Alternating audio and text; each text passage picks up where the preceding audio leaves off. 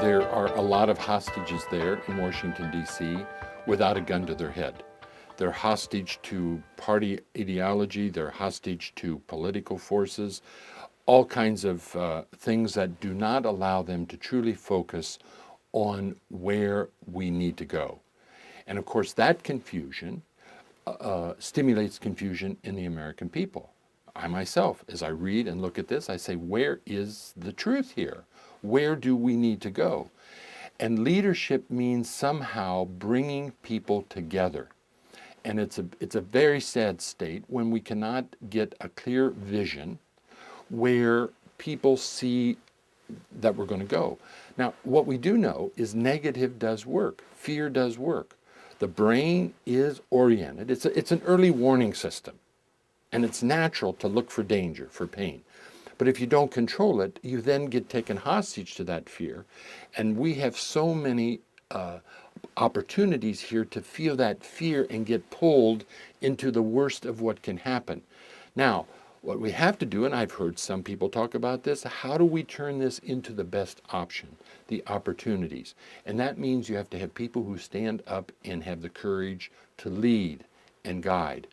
And the sad story is it appears that now there's a lot of partisan bickering and pulling into camps as opposed to building bonds.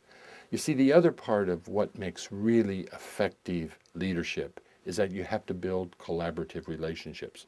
And that's not what I see happening. It's a lack of vision, lack of good, clear cooperation, and being a secure base where you're building trust. What we have now coming out of Washington is a lot of fear. And I hope they understand that not only are they fearful, but the American people are fearful and people around the world.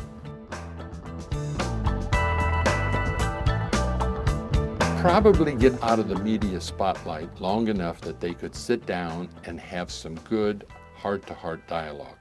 Conflicts can be resolved. However, you have to come back to what the common goals are. Where are the common goals?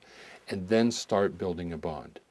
Here's what happens in a hostage negotiation. It's a very simple process in one way, with the complexity of emotion that involves a lot of risk, a lot of danger. But good trained hostage negotiators are able to build a bond, build a relationship with a hostage taker. And these people are not your most lovable people. They're not the kind of people you want to invite home for dinner.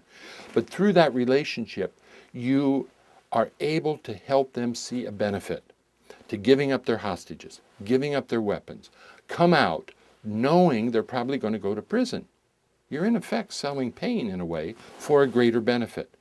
And what is fascinating is that 95% of hostage situations are resolved through hostage negotiation techniques. 95%. Now, leaders don't come near to that. They don't come near to that level of effectiveness.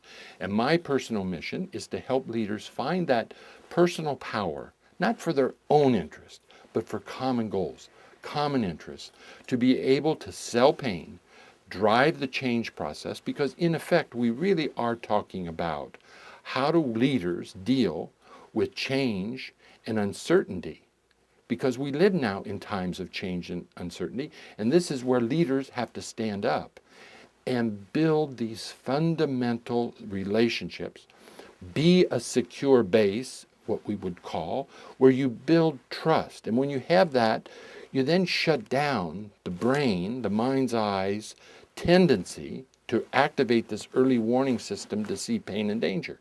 When you're around a secure base, you tend to then not be looking for the danger because you feel protected. The problem is we do not feel protected.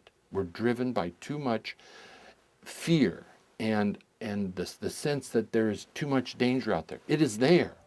It is there. But you can't focus on it because then you're taken hostage.